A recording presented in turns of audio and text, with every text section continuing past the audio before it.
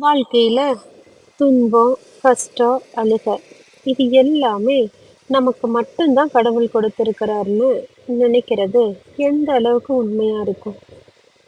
ஆனா, இது எல்லாமே அனுபவிக்கிற ஒருத்தங்க கிட்ட போய் கேட்டா, இதத்தான் சொல்லுவாங்க. தன்னோட அடிமனசுல இருந்து வரக்கூடிய இந்த ஒரு எண்ணத்த நாம முதல்ல ஜெயிக்கணும். அப்படி முதல் போராட்டம் நம்மளோட ஆழ் மனசோட வச்சுக்கணும். நீ என்கிட்ட பொய் சொல்ற. வாழ்க்கையில இதுக்கு மேல கஷ்டப்படுறவங்களையும் நான் பார்த்துருக்கேன். அவங்க எல்லாருமே இப்ப ஹாப்பியா தான் லைஃபை ரன் பண்ணிட்டு இருக்காங்கன்னு நாம சொல்லணும். நம்ம ஆள் மனசு இருக்கே, அது நம்மளை விட ரொம்ப ரொம்ப புத்திசாலி.